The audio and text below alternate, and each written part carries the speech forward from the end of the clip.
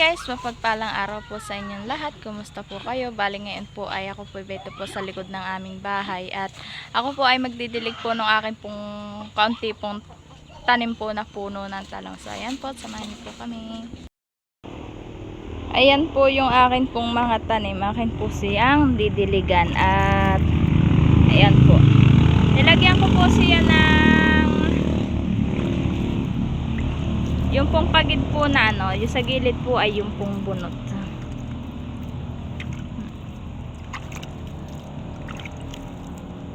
Ayan. Ilang peraso lang po ito pong naitanim ko pong talong. Nakala po siyang dinidiligan. Magat hapon po ang dilig po na ito.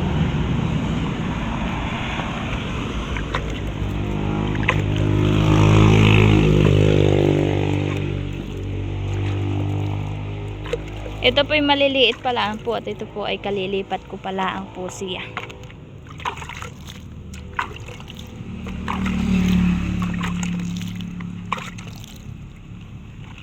Tapos po ayan po yung pong tanim ko pong kamatis. Ito, malaki na po.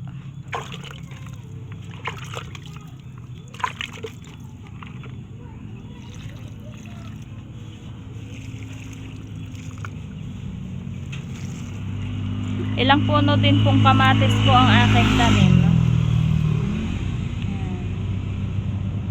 Bawat isang tanim po ay may nakalagay pong mga bunot.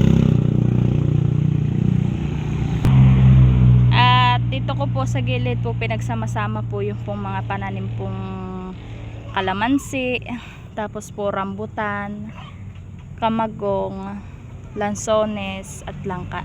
Ito po.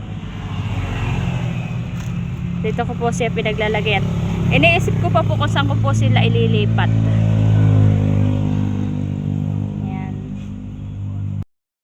Tapos po dito po sa gilid-gilid pong ayan, yan po yung akin pong tinamnam po ng sitaw. Kaso po hindi pa po natubo yung pong buto po na aking initanim na sitaw diyan. Diyan po sa gilid. At pag po tumubo na, saka ko po siya babalagan po ng kahoy. At ilang peraso naman po itong aking talong ay ako po'y bibili pa.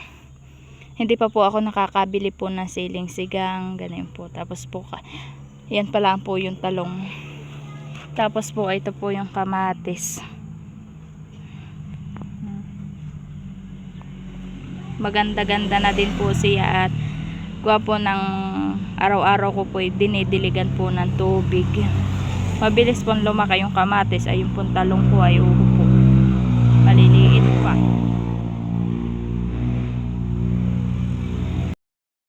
At ayan na po, namukadkad na po yung dati pong mga tikom na bulaklak. Po. Maganda po pala at kulay pula.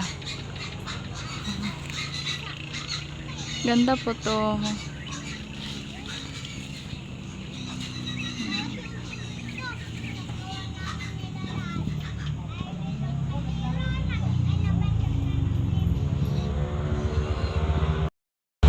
Tapos ito po lahat po ay namukadkad na yung pong mga kasamahan pong bulaklak na ito.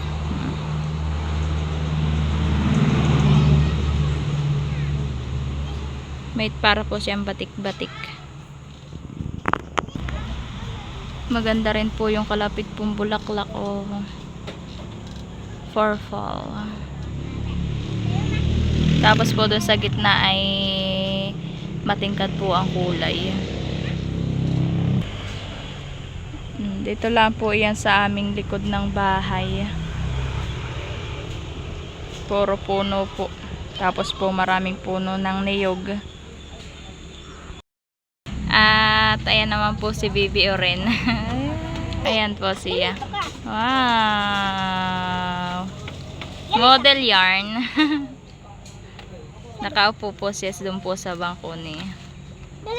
Hi ka! Oh, ayan po. Naglalaro po siya. At ito po naman ako sa harap po ng ating tindahan.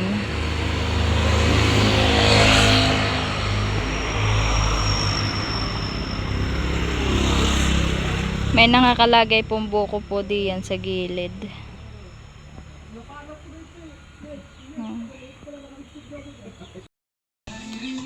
Ayan po, at kami po ay ilang araw na pong wala pong signal po ang ano po, ang wifi. Gawa po ng pinutol po iyan. Pinutol po.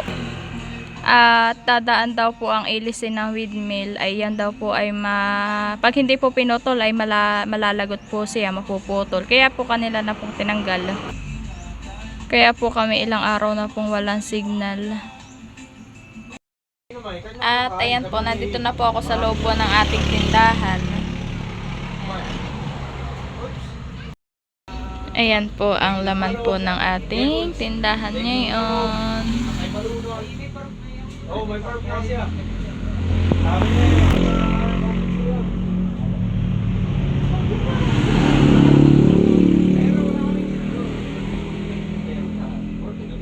The next day. Ayan po si Paul, at siya po ngayon nagagawa po nagkakabit po ng, ano yan, solar na. Solar po. Para daw po tipid daw po sa kuryente. Ha? Wala pa akong kuwan. Wala akong kuwan pa. Welding rod ng kuwan na stainless. Baka hindi kumapit. Ito po yung kanyang ginagawa. May naka-charge na pong battery po. Ayan. Pwede din po ditong mag-charge po ng cellphone. Ayan na po. Nagcha-charge na po siya.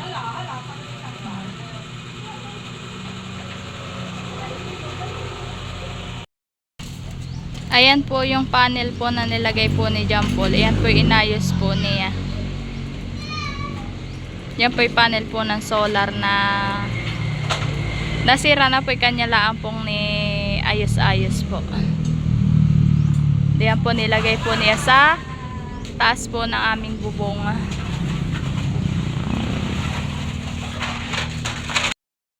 At iyan po, pinagkabit-kabit lang po ni John Paul po dito. Tapos nilagyan lang po niya ng stick glue. Para po hindi po matanggal po yung pagkakakabit.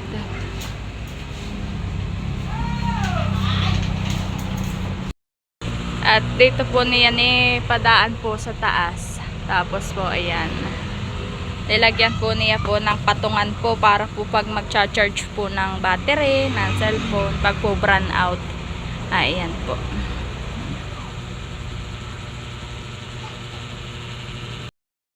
Itatry daw po ni Paul po yung kung daw po mag-charge po yung cellphone kung gagana po.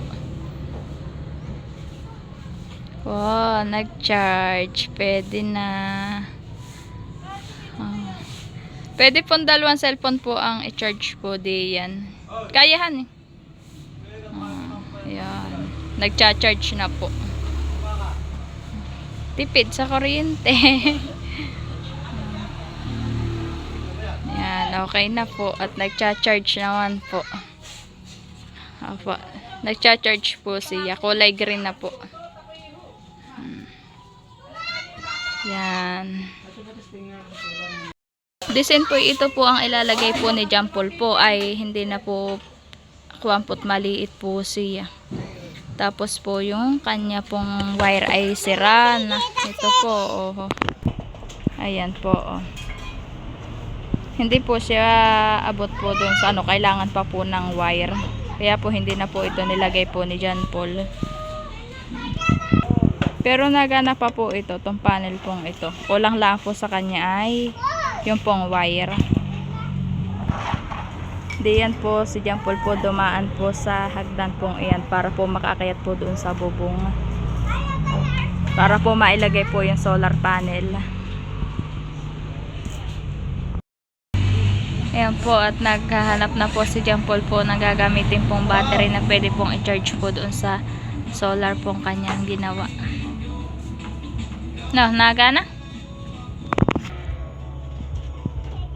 Tatry po niya po kung kaya po diyan.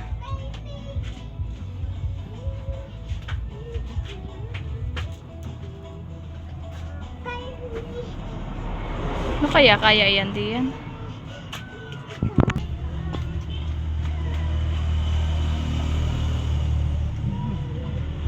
Ha?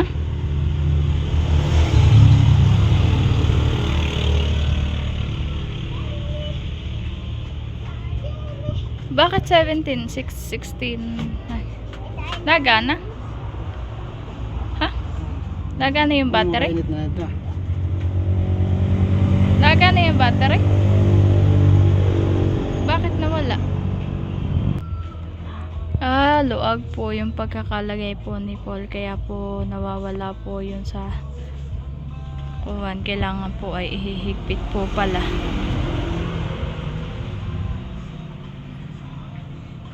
Yan. Gumana na po ulit. Kaya naman palang i-charge yung battery iyan ano.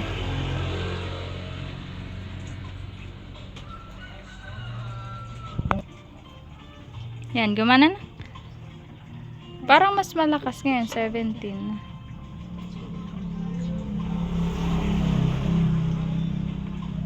$12 volts.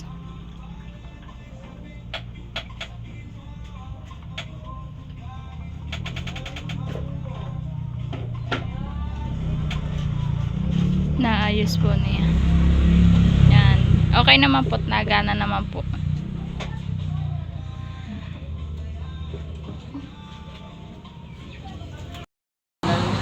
Magkano araw? Yan po, sobra pong init ngayon ng panahon ulit. Oh. Walang ulap. Naman. Wala pong kaulap-ulap. Tapos ang dami pong mga sasakyan pong nadaan.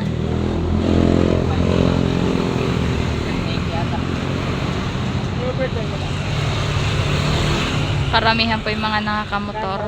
Maganda lang yun. Yan. Sabi na pupunta. Hawak namin. Kasi wala pang kumain yung service card. Alam mo, maraming sabi ni Tito, maraming lang. Hindi lang ako. Pinagtiray ba ko din. Sabi, sige, parang hindi ako ha. Tingnan ko kung talagang marunong ka. Kailangan na.